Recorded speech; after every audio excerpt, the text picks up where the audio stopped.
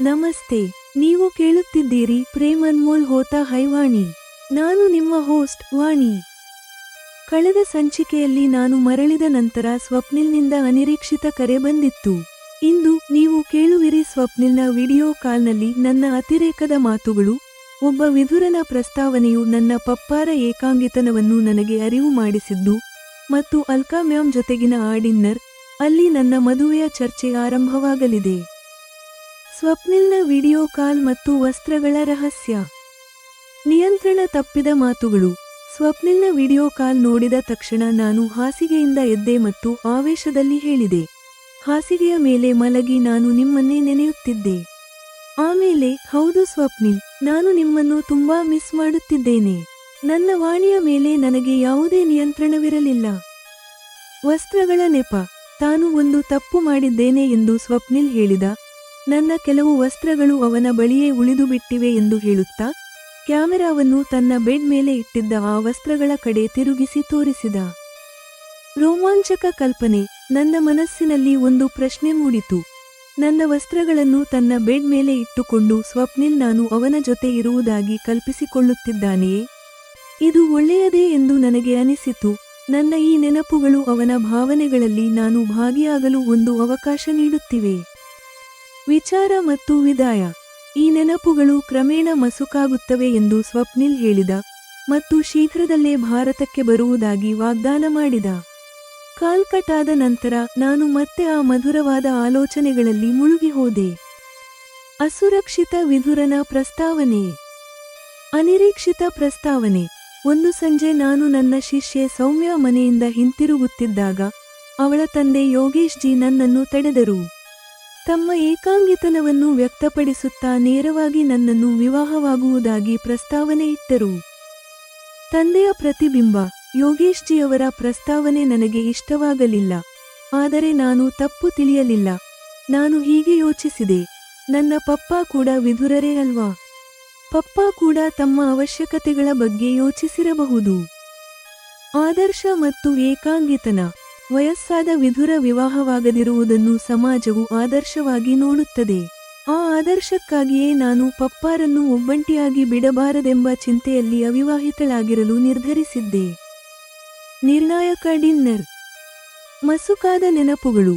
School ತೆರೆದ ನಂತರ ನಾನು ಕೆಲಸದಲ್ಲಿ ಬಿಜಿಯಾದೆ. ಸ್ವಪ್ನಿಲ್ ನೆನಪುಗಳು ನನ್ನ ಮನಸ್ಸಿನಲ್ಲಿ ಮಸುಕಾಗಲು ಶುರುವಾದವು. ಮ್ಯಾಮ್ ಆದೇಶ. ಅಷ್ಟರಲ್ಲಿ ಒಂದು ದಿನ ಅಲ್ಕಾ ಮ್ಯಾಮ್ ಸ್ಕೂಲ್ ಆವರಣದಲ್ಲಿ ಭೇಟಿಯಾದರು. ನನಗೆ ಯಾವುದೇ ಆಯ್ಕೆ ನೀಡದೆ ಹೀಗೆ ಹೇಳಿದರು, ಇಂದು ನಾವು ಜೊತೆಯಾಗಿ ಡಿನ್ನರ್ ಮಾಡೋಣ. ವಿವಾಹದ ಚರ್ಚೆ. ಊಟದ ನಂತರ ನಾವು ಮತ್ತೆ ಮ್ಯಾಮ್ ಬೆಡ್ರೂಮ್ನಲ್ಲಿದ್ದೆವು. ಇಂದು ಸ್ವಪ್ನಿಲ್ ಮತ್ತು ನನ್ನ ವಿವಾಹದ ಬಗ್ಗೆ ಯಾವುದೋ ಒಂದು ಚರ್ಚೆ ಖಂಡಿತ ನಡೆಯುತ್ತದೆ ಎಂಬ ಆಸೆ ನನ್ನಲ್ಲಿ ಮೂಡಿತು. ಮೊದಲ ಪ್ರಶ್ನೆ. ಮ್ಯಾಮ್ ಚರ್ಚೆ ಆರಂಭಿಸಿದರು. ವಾಣಿ, ಸ್ವಪ್ನಿಲ್ ನಿನ್ನನ್ನು ವಿವಾಹವಾಗಲು ಬಯಸುತ್ತಿದ್ದಾನೆ ಎಂದು ರಾಶೀಲ್ ನನಗೆ ಹೇಳಿದ್ದಾಳೆ. ನನ್ನ ಮೊದಲ ಪ್ರಶ್ನೆ, ಈ ಮಾತನ್ನು ರಾಶೀಲ್ ಯಾವಾಗ ಹೇಳಿದಳು? ನಾನು ಅಮೆರಿಕಕ್ಕೆ ಹೋಗುವ ಮೊದಲೇ ಅಥವಾ ನಂತರವೇ? ಸ್ವಪ್ನಿಲ್ನ ವಿವಾಹದ ಇಚ್ಛೆಯ ಬಗ್ಗೆ ಅಲ್ಕಾ ಮ್ಯಾಮ್ ಏನು ಬಹಿರಂಗಪಡಿಸುತ್ತಾರೆ? ನನ್ನ ತಂದೆಯ ಏಕಾಂಗಿತನದ ಬಗೆಗಿನ ಆತಂಕವನ್ನು ಮೀರಿ ಸ್ವಪ್ನಿಲ್ನ ಪ್ರೀತಿಯನ್ನು ನಾನು ಒಪ್ಪಿಕೊಳ್ಳಬಲ್ಲೆನೆ? ರೊಮ್ಯಾಂಟಿಕ್ ಆವೇಗ.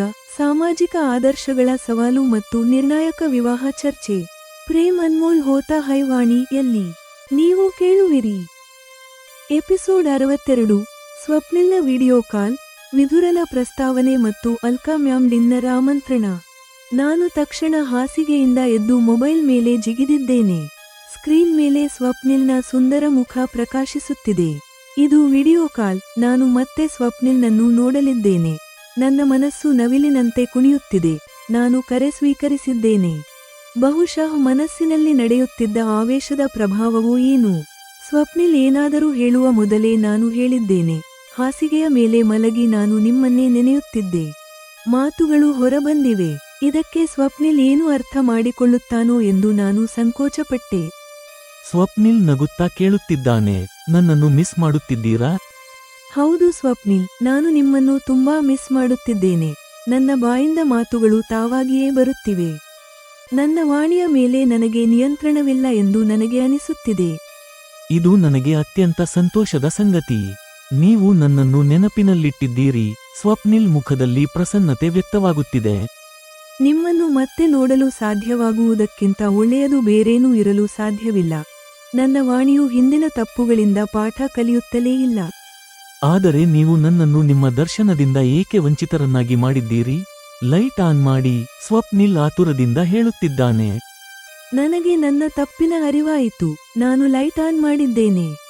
ಸಂಭಾಷಣೆಯಲ್ಲಿ ಇಷ್ಟು ಆಲೋಚಿಸುವ ಸಮಯ ನನಗೆ ಮೊದಲೇ ಸಿಕ್ಕಿದ್ದರೆ ಬಹುಶಃ ನಾನು ನನ್ನ ವಾಣಿಯನ್ನು ಮೊದಲೇ ನಿಯಂತ್ರಿಸುತ್ತಿದ್ದೆ ಮತ್ತು ನನ್ನ ಭಾವನೆಗಳು ಶಬ್ದಗಳಾಗುತ್ತಿರಲಿಲ್ಲ. ಆದರೆ ಹೋದ ಕಾಲ ಮರಳಿಬಾರದು. ನಾನು ಮೌನವಾದೆ. ನನ್ನ ನಾಚಿಕೆಯ ಮುಖವನ್ನು ಸ್ವಪ್ನಿಲ್ ಕೆಲವು ಕ್ಷಣಗಳವರೆಗೆ ಬಹಳ ಪ್ರೀತಿಯಿಂದ ನೋಡುತ್ತಿದ್ದನು. ಇದು ನನಗೆ ಇಷ್ಟವಾಯಿತು. ವಾಣಿ, ವಾಸ್ತವದಲ್ಲಿ ನನ್ನಿಂದ ಒಂದು ತಪ್ಪಾಗಿದೆ. ನಿನ್ನ ಕೆಲವು ವಸ್ತ್ರಗಳು ನನ್ನ ಬಳಿಯೇ ಉಳಿದು ಹೋಗಿವೆ. ಸ್ವಪ್ನಿಲ್ ಕ್ಯಾಮೆರಾ ಸ್ವಿಚ್ ಮಾಡುತ್ತಾ ತನ್ನ ಬೆಡ್ ಮೇಲೆ ಇಟ್ಟಿದ್ದ ವಸ್ತ್ರಗಳ ಮೇಲೆ ಫೋಕಸ್ ಮಾಡಿದನು. ಇವು ಆ ಬಟ್ಟೆಗಳು. ಇವುಗಳನ್ನು ಧರಿಸಿ ನಾನು ರಾಂಚ್ ಬಳಿಯ ಸರೋವರದಲ್ಲಿ ಸ್ನಾನ ಮಾಡಿದ್ದೆ. ಸ್ವಪ್ನಿಲ್ ಏನು ಮಾಡುತ್ತಿದ್ದಾನೆ ಅಥವಾ ಏನು ಯೋಚಿಸುತ್ತಿದ್ದಾನೆ ಎಂದು ನನಗೆ ತಿಳಿಯುತ್ತಿಲ್ಲ. ಆದರೆ ನನ್ನ ಮನಸ್ಸು ಚಂಚಲವಾಗುತ್ತಿದೆ. ನನ್ನ ವಸ್ತ್ರಗಳನ್ನು ಹೀಗೆ ತನ್ನ ಬೆಡ್ ಮೇಲೆ ಇಟ್ಟುಕೊಂಡು ಸ್ವಪ್ನಿಲ್ ನಾನು ಅವನ ಜೊತೆ ಇರುವುದಾಗಿ ಕಲ್ಪಿಸಿಕೊಳ್ಳುತ್ತಿದ್ದಾನೆಯೇ? ಇದಕ್ಕಾಗಿಯೇ ಅಂದು ಅವನು ನನ್ನ ಈ ಬಟ್ಟೆಗಳನ್ನು ಮರಳಿಸಿರಲಿಲ್ಲವೇ? ನನ್ನ ಮನಸ್ಸಿನಲ್ಲಿ ಪ್ರಶ್ನೆಗಳು ಮೂಡಿದವು. ನನ್ನ ಮೌನ ನೋಡಿ ಸ್ವಪ್ನಿಲ್ ಮುಂದುವರಿಸಿದ. ನಾನು ಇವುಗಳನ್ನು ನಿನ್ನ ಅಡ್ರೆಸ್ಗೆ ಕೊರಿಯರ್ ಮಾಡಬೇಕೇ? ನಾನು ಮರೆತು ಹೋದ ಕೆಲವು ಬಟ್ಟೆಗಳನ್ನು ಇಡಲು ನಿಮ್ಮ ಮನೆಯಲ್ಲಿ ಜಾಗವಿಲ್ಲವೇ? ನಾನು ಪ್ರಶ್ನೆಗೆ ಪ್ರಶ್ನೆಯಿಂದಲೇ ಉತ್ತರಿಸಿದ್ದೇನೆ. ಏನೆಲ್ಲ ಮಾತಾಡ್ತೀಯಾ ವಾಣಿ? ಸರಿ, ಇವು ನನ್ನ ವಾರ್ಡ್ರೋಬ್ನ ಅಂದ ಹೆಚ್ಚಿಸಲಿ. ನೀನು ಆರಾಮಾಗಿ ಇದ್ದೀಯಾ ಅಲ್ವಾ? ಸ್ವಪ್ನಿಲ್ ನಗುತ್ತಿದ್ದಾನೆ. ಹೌದು, ನಾನು ಆರಾಮಾಗಿದ್ದೇನೆ. ಆದರೆ ಅಮೆರಿಕಾದಲ್ಲಿ ಕಳೆದ ದಿನಗಳು ಪದೇ ಪದೇ ನೆನಪಾಗುತ್ತಿವೆ. ನಾನು ಸತ್ಯ ಹೇಳಲು ಸಂಕೋಚಪಡಲಿಲ್ಲ. ನಾನು ಕೂಡ ನಿನ್ನನ್ನು ನೆನೆಯುತ್ತೇನೆ. ಈಗ ಎಲ್ಲವೂ ಹೊಸದಾಗಿದೆ ಅಲ್ವಾ? ಸ್ವಲ್ಪ ಸಮಯ ಬೇಕು. ಆಮೇಲೆ ಈ ನೆನಪುಗಳು ಮಸುಕಾಗುತ್ತಾ ಹೋಗುತ್ತವೆ. ಸ್ವಪ್ನಿಲ್ ಸ್ವಲ್ಪ ಉದಾಸೀನನಾದಂತೆ ಕಂಡನು. ನಾನು ಕೂಡ ಉದಾಸೀನಳಾದೆ. ನೀವು ಭಾರತಕ್ಕೆ ಬರುವ ಪ್ರೋಗ್ರಾಂ ಮಾಡಿ ನಾನು ಆಮಂತ್ರಿಸಿದೆ. ಹೌದು, ನಾನು ಬರಬೇಕು. ನೋಡೋಣ ಯಾವಾಗ ಸಾಧ್ಯವಾಗುತ್ತೆ ಎಂದು. ಸ್ವಪ್ನಿಲ್ ಸ್ವಲ್ಪ ಗಡಿಬಿಡಿಯಲ್ಲಿದ್ದಂತೆ ತೋರಿತು. ನಾನು ಏನಾದರೂ ಹೇಳುವ ಮೊದಲೇ ಅವನು ಅಂದ, ಸರಿ ವಾಣಿ, ನಾನು ಆಮೇಲೆ ಕಾಲ್ ಮಾಡ್ತೀನಿ. ಇಂದು ಬಹಳ ಕೆಲಸ ಇದೆ. ಶುಭ ದಿನ, ಬಾಯ್. ನಾನು ಇನ್ನೂ ಬಹಳ ಮಾತಾಡಬೇಕು ಎಂದುಕೊಂಡಿದ್ದೆ. ಆದರೆ ಶುಭ ದಿನ, ಬಾಯ್ ಎನ್ನಲೇಬೇಕಾಯಿತು. ಸ್ವಪ್ನಿಲ್ ಕಾಲ್ ಕಟ್ ಮಾಡಿದನು. ಸ್ವಪ್ನಿಲ್ ಹೇಳಿದ ವಿಷಯದಿಂದ ನನ್ನ ಮನಸ್ಸಿಗೆ ಹೊಸ ಆಲೋಚನೆಯ ಸಾಮಗ್ರಿ ಸಿಕ್ಕಂತಾಯಿತು. ಸ್ವಪ್ನಿಲ್ ನನ್ನ ಬಟ್ಟೆಗಳನ್ನು ರಾಶೀಲ್ಗೆ ಕೊಡಬಹುದಿತ್ತು. ಬಹುಶಃ ಅವನು ಕೊಡಲು ಪ್ರಯತ್ನಿಸಿರಬಹುದು. ರಾಶೀಲ್ ಬಹಳ ತುಂಟಿ. ಅವಳೇ ಅಂದಿರಬಹುದು, ಸ್ವಪ್ನಿಲ್ ಇವುಗಳನ್ನು ನೀನೇ ಸಾಕಿಡು. ಯಾವುದೇ ಇರಲಿ, ಇದು ಒಳ್ಳೆಯದೇ ಅಲ್ವಾ? ನನ್ನ ಕೆಲವು ನೆನಪಿನ ಚಿಹ್ನೆಗಳು ಸ್ವಪ್ನಿಲ್ ಬಳಿ ಉಳಿದುಕೊಂಡಿವೆ. ಹೌದು, ಒಳ್ಳೆಯದೇ. ಮಾನಸಿಕ ಮತ್ತು ದೈಹಿಕ ಆವೇಗಗಳು ಕೇವಲ ನನ್ನದೇ ಏನಲ್ಲ. ಅಂತಹ ಆವೇಗಗಳು ಸ್ವಪ್ನಿಲ್ಗೆ ಕೂಡ ಅನುಭವವಾಗುತ್ತಿರಬಹುದು. ಒಳ್ಳೆಯದು. ಈ ಚಿಹ್ನೆಗಳ ಮೂಲಕ ಅವನ ಆವೇಗಗಳಲ್ಲಿ ನಾನು ಸೇರಿಕೊಂಡಂತಾಗುತ್ತದೆ. ನನಗೆ ನಾನೇ ತರ್ಕ ವಿತರ್ಕ ಮಾಡುತ್ತಿದ್ದೇನೆ.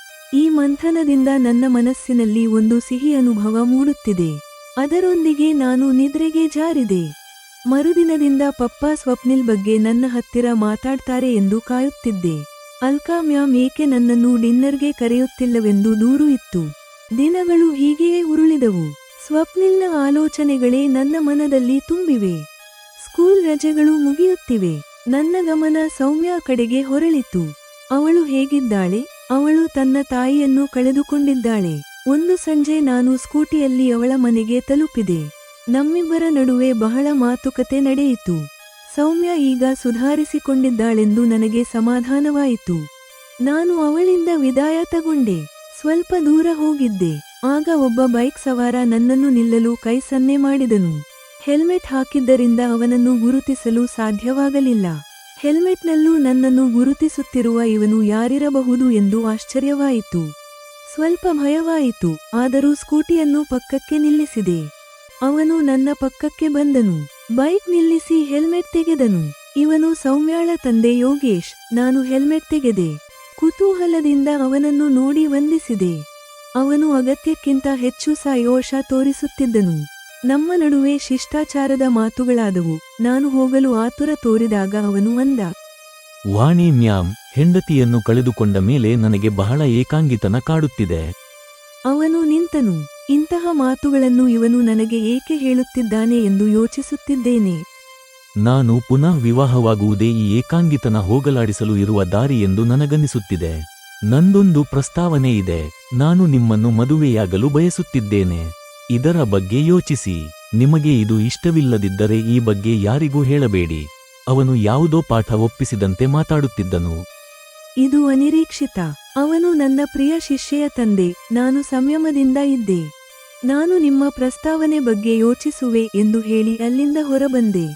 ಅವನು ಸರಿ ಎಂದು ಬೈಕ್ ಸ್ಟಾರ್ಟ್ ಮಾಡಿ ಹೋದನು. ನಾನು ಕೂಡ ಮನೆ ತಲುಪಿದೆ. ಅಮೆರಿಕಾದಿಂದ ಬಂದ ಮೇಲೆ ಮೊದಲ ಬಾರಿಗೆ ನನ್ನ ಗಮನ ಸ್ವಪ್ನಿಲ್ ಮೇಲಿಂದ ಮರಳಿತು. ಆ ರಾತ್ರಿ ಯೋಗೇಶ್ ಜಿಯ ಪ್ರಸ್ತಾವನೆ ಬಗ್ಗೆ ಯೋಚಿಸುತ್ತಿದ್ದೆ.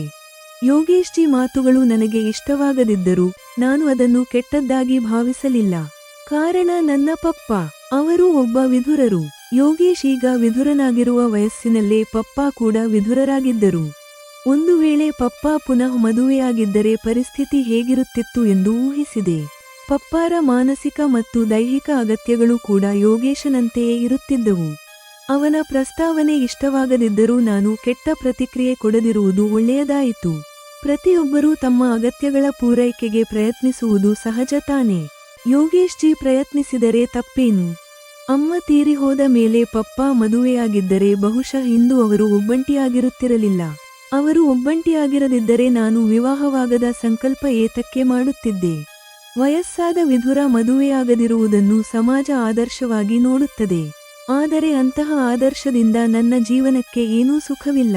ಪಪ್ಪಾರನ್ನು ಒಬ್ಬಂಟಿಯಾಗಿ ಬಿಡಬಾರದೆಂದೇ ನಾನು ಮದುವೆಯಾಗದೆ ಉಳಿದಿದ್ದೇನೆ.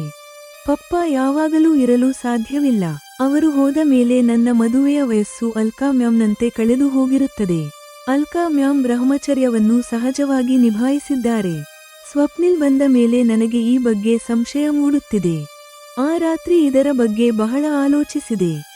ಶೀಘ್ರದಲ್ಲೇ ಯೋಗೇಶ್ ಜಿ ಹತ್ತಿರ ಮಾತಾಡಬೇಕು ಎಂದು ತೀರ್ಮಾನಿಸಿದೆ. ಸ್ವಪ್ನಿಲ್ ಕಾಲ್ ಮತ್ತೆ ಬರಲಿಲ್ಲ. ನಾನೇ ಕಾಲ್ ಮಾಡಬೇಕು ಎಂದುಕೊಂಡರೂ ಸಂಕೋಚ ಅಡ್ಡ ಬಂತು.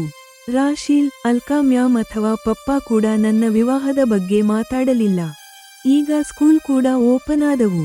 ಕೆಲಸದಲ್ಲಿ ಬಿಜಿಯಾದ ಮೇಲೆ ಅಮೆರಿಕ ಮತ್ತು ಸ್ವಪ್ನಿಲ್ ನೆನಪುಗಳು ಸ್ವಲ್ಪ ಮಸಕಾದವು. ಅಷ್ಟರಲ್ಲಿ ಒಂದು ದಿನ ಅಲ್ಕಾ ಮ್ಯಾಮ್ ಸ್ಕೂಲ್ ಆವರಣದಲ್ಲಿ ಸಿಕ್ಕಿದರು. ನಾನು ನಗುನಗುತ್ತಾ ನಮಸ್ಕರಿಸಿದೆ. ಅವರು ಗಡಿಬಿಡಿಯಲ್ಲಿದ್ದರು. ನಮಸ್ತೆ, ಇಂದು ನಾವು ಜೊತೆಯಾಗಿ ಡಿನ್ನರ್ ಮಾಡೋಣ ಎಂದು ಯಾವುದೇ ಆಯ್ಕೆ ಕೊಡದೆ ಹೇಳಿದರು. ನಾನು ಸರಿ ಎಂದು ಹೇಳುವ ಮೊದಲೇ ಅವರು ಹೊರಟು ಹೋದರು. ನನಗೆ ಸಂತೋಷವಾಯಿತು. ಮ್ಯಾಮ್ ಇಂದು ಸ್ವಪ್ನಿಲ್ ಮತ್ತು ನನ್ನ ವಿವಾಹದ ಬಗ್ಗೆ ಏನಾದರೂ ಚರ್ಚೆ ಆರಂಭಿಸುತ್ತಾರೆ ಎಂಬ ಆಸೆ ಚಿಗುರಿತು.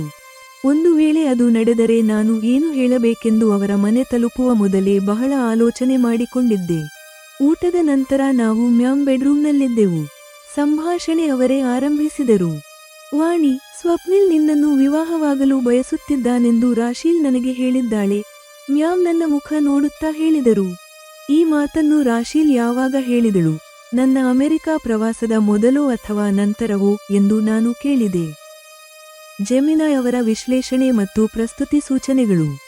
ಪ್ರಿಯ ಕೇಳುಗರೆ, ಎಪಿಸೋಡ್ 62 ವಾಣಿಗೆ ಒಂದು ಭಾವನಾತ್ಮಕ ತಿರುವು. ಅವಳು ಒಂದು ಕಡೆ ಸ್ವಪ್ನಿಲ್ ಪ್ರೇಮದಲ್ಲಿದ್ದರೆ ಮತ್ತೊಂದು ಕಡೆ ಗತಕಾಲ ಮತ್ತು ವರ್ತಮಾನದ ಕಹಿ ಸತ್ಯಗಳನ್ನು ಎದುರಿಸಬೇಕಾಗಿದೆ. ಸ್ವಪ್ನಿಲ್ ಮತ್ತು ವಾಣಿ ಬಾಂಧವ್ಯ. ವಿಡಿಯೋ ಕಾಲ್ನಲ್ಲಿ ತನ್ನ ಭಾವನೆಗಳ ಮೇಲೆ ನಿಯಂತ್ರಣ ಕಳೆದುಕೊಳ್ಳುವುದು ಅವರ ಬಾಂಧವ್ಯ ಎಷ್ಟು ಸಹಜವಾಗಿದೆ ಎಂದು ತಿಳಿಸುತ್ತದೆ. ಬೆಡ್ ಮೇಲೆ ವಾಣಿ ವಸ್ತ್ರಗಳನ್ನು ಇಟ್ಟುಕೊಳ್ಳುವುದು ಸ್ವಪ್ನಿಲ್ ಪ್ರೇಮದ ಆಳವನ್ನು ತಿಳಿಸುತ್ತದೆ. ಯೋಗೇಶ್ ಪ್ರಸ್ತಾವನೆ. ಇದು ವಾಣಿಯನ್ನು ಒಂದು ಕನ್ನಡಿಯ ಮುಂದೆ ನಿಲ್ಲಿಸಿದೆ. ತನ್ನ ತಂದೆಯ ಏಕಾಂಗಿತನವನ್ನು ಅವಳು ಗುರುತಿಸುವಂತೆ ಮಾಡಿದೆ. ಸಮಾಜದ ಆದರ್ಶಗಳು ಆಚರಣೆಯಲ್ಲಿ ಎಷ್ಟು ನೋವು ನೀಡುತ್ತವೆ ಎಂದು ಇಲ್ಲಿ ತಿಳಿಸಲಾಗಿದೆ. ಕಥೆಯಲ್ಲಿ ಹೊಸ ಅಧ್ಯಾಯ. ಅಲ್ಕಾ ಮ್ಯಾಮ್ ನೇರವಾಗಿ ವಿವಾಹ ಪ್ರಸ್ತಾಪ ತಂದಿರುವುದು ಕಥೆಯ ವೇಗ ಹೆಚ್ಚಿಸಿದೆ. ಮೌನ ಸಂಕೇತಗಳಿಂದ ನೇರವಾಗಿ ಸಂಭಾಷಣೆಗಳ ಕಡೆಗೆ ಕಥೆ ಸಾಗುತ್ತಿದೆ. ಎಪಿಸೋಡ್ 62 ಸಮಾಪ್ತ.